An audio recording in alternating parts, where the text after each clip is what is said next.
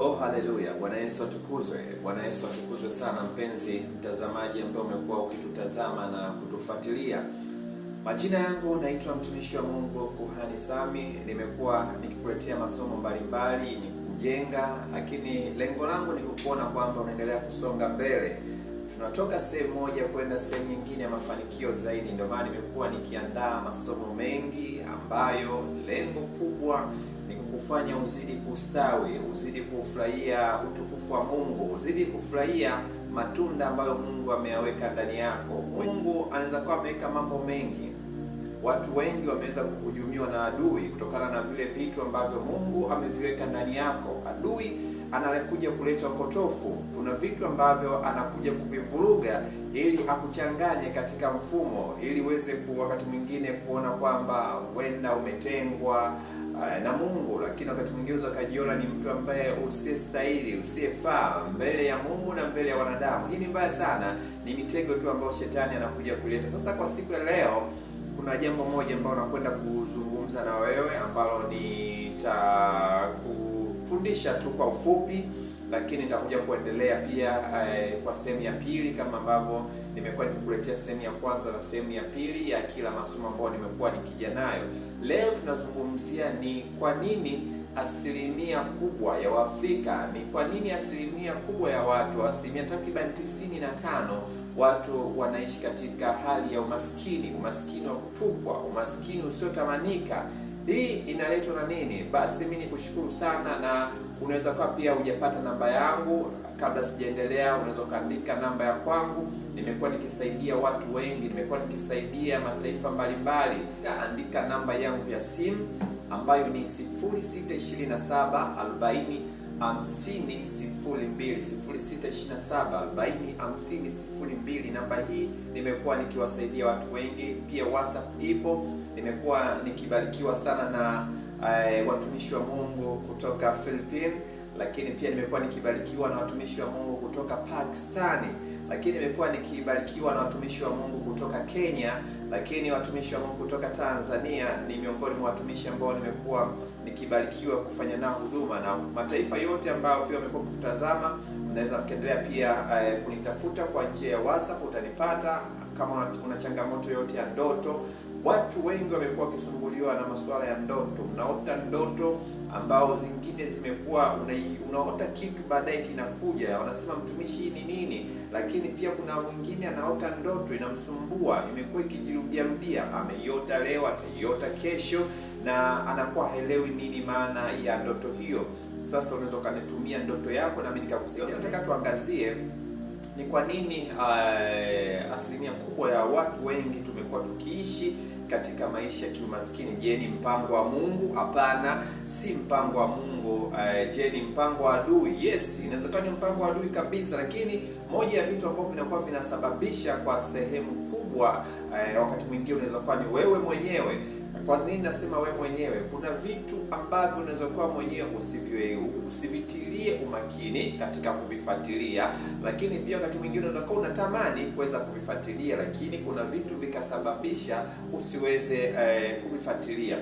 Jambo la kwanza ambalo limekuwa likileta umaskini sana kwa watu wengi ni elimu. Nikisema elimu, ukosefu wa elimu. Ili mtu uweze kufanikiwa unatakiwa elimu, si elimu tu ya darasani, hata elimu kama hii ambayo nakuwa nakupatia, wengi wamekuwa wakiikosa.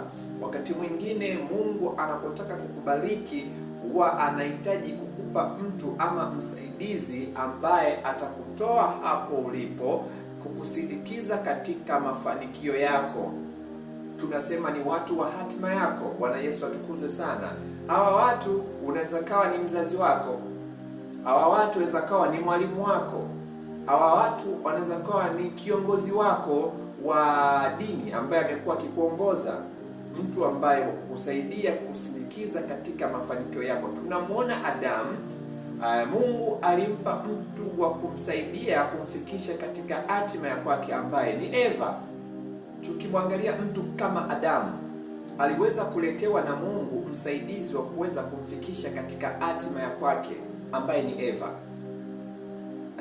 Sasa hii huwezi kuipinga katika maisha yetu haya ya sasa. kwamba ni lazima aje mtu wa kuweza kukusindikiza ama kukufikisha katika hatima ya kwako, kwa kukuambia, kwa kukuelekeza, kwa kukuonyesha. Bwana Yesu atukuzwe sana. Elimu limekuwa ni jambo moja ambalo limekuwa likiwazuia watu wengi kuweza kufikia ndoto zao ama toka katika hali fulani ya umaskini. Unakosa elimu ya kuweza kufanya biashara, unakosa elimu ya kukufanya uwe na kazi nzuri ambayo itakupatia ujira mkubwa zaidi. Hii na yenyewe imekuwa ni changamoto sana, elimu.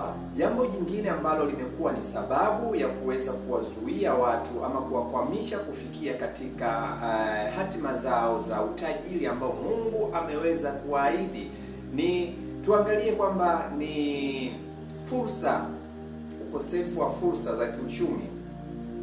Ukosefu wa fursa za kiuchumi, hii imekuwa pia ni changamoto sana la kuwafanya watu wengi waendelee kubaki katika hali duni. Asilimia kubwa wamekosa fursa za kiuchumi. Nazungumzia kwamba wengi wamekosa mitaji ya kuwafanya pia waweze kufanya biashara kubwa za kuonekana. Wengine pia wamekosa fursa za kiuchumi kupitia pia vitu wanavyovifanya, masoko. Nakuwa pia wakati mwingine unapishana huko eneo fulani. Kwa mfano huko Dodoma, tunaona kwamba Dodoma kuna fursa labda za kilimo cha zabibu, lakini pia wewe unakuwepo huko sehemu fulani ambalo unafanya kazi ama unafanya shughuli ambayo katika eneo hilo hakuna fursa kama hizo. Tukiona ndugu zetu Mtwara, Lindi wamekuwa na fursa za kilimo cha korosho, lakini pia unaweza kaa unakuwa mkoa mwingine, unakuwa huko Mwanza, unajikita katika kilimo cha korosho. Ni vitu ambavyo fursa ambazo zinapatikana Mtwara ukiwa unafanya kilimo cha korosho, na ukifanya shughuli hiyo hiyo kwenye mkoa mwingine ni tofauti. Hii imetusababisha kwamba watu wengi wamekuwa wakipishana na utajiri wao, fursa zao, kutokana na kukosa fursa ama kutonusa fursa ambazo zipo katika maeneo yao. Unaweza ukaa huko ziwani, shughulika na bidhaa ambazo zinahusiana na uvuvi. Huko utaona kwa jinsi gani Mungu anakusaidia pia kuweza kukuinua katika shughuli ambayo unakuwa unaifanya. Bwana Yesu atukuzwe sana. Tumekuja kuona kwamba watu wengi wamekuwa wakishindwa kuangalia fursa, kwamba hapa kwa kipindi hiki afanye nini, kwa eneo aliyopo ashughulike na jambo gani. Imekuwa ikiwafanya watu wengi kupishana na fursa ambazo zimekuwa zipo katika maeneo yao. Wakati mwingine unahitaji kumuuliza Mungu sana katika kile ambacho unataka kukifanya. Je, ni wakati sahihi wa ukifanya kwa majira hayo? Je, ni majira sahihi? Wakati mwingine tusikilize sana sauti za Mungu, na unahitaji kukutana na mtumishi wa Mungu pia aweze kukusaidia katika maombi. Je, hicho unachotaka kukifanya, Mungu anazungumza nini? Unaweza kuwa hauna uwezo wa kuisikiza sauti ya Mungu. Wako watu ambao wana uwezo mkubwa wa kuweza kuzungumza na Mungu juu ya hatima ya kwako. Unataka kufanya jambo fulani, onana na mtumishi wa Mungu, umshirikishe kile ambacho unahitaji kukifanya, na Mungu mwenyewe atazungumza na mtumishi wa Mungu kuhusiana, je, jambo unalotaka kulifanya kwa wakati huo ni jambo sahihi, au usubirie kwanza wakati wa Mungu, au ubadilishe jambo ambalo unataka kulifanya. Bwana Yesu atukuzwe sana. Haya ni miongoni mwa mambo ambayo yamekuwa yakiwakwamisha watu wengi, ambao wamekuwa wakipishana na mibaraka yao na fursa zao kwa kulazimisha kufanya vitu bila kusikiliza sauti ya Mungu. Bwana Yesu atukuzwe sana. Jambo jingine ambalo litakuwa ni jambo la tatu ambalo nataka kulizungumzia ni jambo la mfumo wa kiuchumi usio sawa. Mfumo wa kiuchumi usio sawa, hii inatokea kwamba watu fulani, kikundi fulani kinajilimbikizia aidha rasilimali ama uchumi kwa ajili ya kufanya uchumi wao tu wao, labda jamii fulani katika eneo fulani, wao ndio wanajilimbikizia ama wanatengeneza mazingira ya shughuli fulani wanazozifanya kwamba ziende kwao tu, yaani ama tabaka lao tu. Unakuta labda uko sehemu fulani, mnakupo mko watu wengi, katika jamii, lakini wanatokea kikundi cha watu wachache ambao pia wao wanajimilikisha kwamba wana haki ya kufanya hiki ama kufanya biashara hii. Unakuta hizi pia wakati zinatujenga sasa, sema kazi ile labda ni ya watu fulani, kazi ile anakuwa waifanyi wa Masai. Kazi unakuta kile kitu ambacho kinatakiwa na wewe ukifanye, lakini unahisi kwamba ni cha wanatakiwa wafanye shughuli hii wafanye watu fulani. Hii na yenyewe imekuwa ni sababu ya miongoni mwa vitu ambavyo vimekuwa vikiendelea kutufanya kuwa maskini. Fursa zipo, lakini unaziona kwamba haikuhusu moja kwa moja, au watu wenyewe wanatengeneza mazingira kwamba jambo fulani yanatakiwa walifanye wao. Ukitaka kupata biashara ya maji, unatakiwa waone watu fulani ndio wanashughulika na hiyo biashara. Hii imekuwa ikileta matabaka kwa watu, kwa watapatikana watu walionacho na watapatikana watu wasionacho. Ni mifumo tu ambayo inatengenezwa na watu, ambako pia unahitaji neema ya Mungu kwa ajili ya kuweza kuona unavukaje katika hili na unatoaje hizo fikra potofu ambao tayari adui ameshazipanda kwako. Bwana Yesu atukuzwe sana. Jambo jingine ambalo ni jambo la 4 na nitakuwa jambo langu la mwisho kwa siku ya leo, alafu tutakuja tuendelee tena na mambo 4 mengine kukamilisha mambo yetu 8 ambayo yamekuwa yakisababisha tuendelee kubaki katika umaskini. Tumezungumzia jambo la 3 kwamba ni mfumo ambao unakuwa umetengenezwa eza na watu ama jamii, kwamba kuonekana shughuli fulani itakuwa wafanya watu fulani tu, shughuli fulani wafanya watu fulani. Hiyo ni mifumo ambao pia imekuwa ya kujilimbikizia mali ama pia ya kumilikisha kwamba shughuli hii atakiwa ifanywe na watu fulani, inakwenda pelekea watu wengine ama vikundi vingine kukosa fursa ya kiuchumi katika jambo hilo ambalo limekuwa likifanyika. Jambo jingine ambalo nataka kulizungumzia hapa ni ajira duni zisizo na mshahara wa kutosha ama wa kutosheleza. Ajira kwanza zinakuwepo ni chache, hata hizo chache zinazopatikana zinakuwa na mshahara usiotosheleza. Bwana Yesu atukuzwe sana. Unakuwa ukupata kwanza ajira inakuwa ni jambo gumu sana, na bado unapokuwa unaipata ajira yenyewe inakuwa bado unakuwa unamnufaisha yule mwajiri na sio mwajiriwa. Hii na yenyewe imekuwa ikisababisha pia kuweza kutufanya watu wengi kubaki katika hali ambayo inafua. Unapata mshahara, lakini pia mshahara unaishia unaweza wakati mwingine ukaishia kwenye nauli, wakati mwingine ukazidi, unakuja kupiga hesabu nauli ambao unaitumia kwenda na kurudi kazini, bora ni nyingi kuliko mshahara ambao unakuwa unaupata. Lakini pia wakati mwingine hata huo mdogo, hiyo ajira tu ya huo mshahara mdogo huipati. Hii ni yenyewe jambo ambalo limekuwa likiendelea kusababisha pia watu wengi kubaki katika hali ya umaskini ambao umekuwa ukizidi kuwafanya watu onekane kuwa wanyonge. Wakati mwingine umaskini mbaya sana umesababisha watu kumkufuru paka Mungu. Unakuta aliyenacho unakawe maskini, unaanza kulia sasa kwa Mungu. Unakuwa unaweka malalamiko yako, kwa nini yeye kapata, kwa nini mimi? Kwa ni vitu hivi ambavyo pia vimekuwa visababisha kwamba watu wengi tumeshindwa kubarikiwa zaidi kutokana na hali zetu, kwamba tunashindwa kwenda kwa Mungu kushukuru. Tunapotakiwa Mungu anataka tunapokwenda kwake tushukuru. Wengi wamekuwa wameingia kwenye mtego huu. Una hali fulani unapitia, unasahau kwamba kuna kumshukuru Mungu. Mungu anahitaji kumshukuru kwa hicho kidogo kilichopo ili akuzidishie.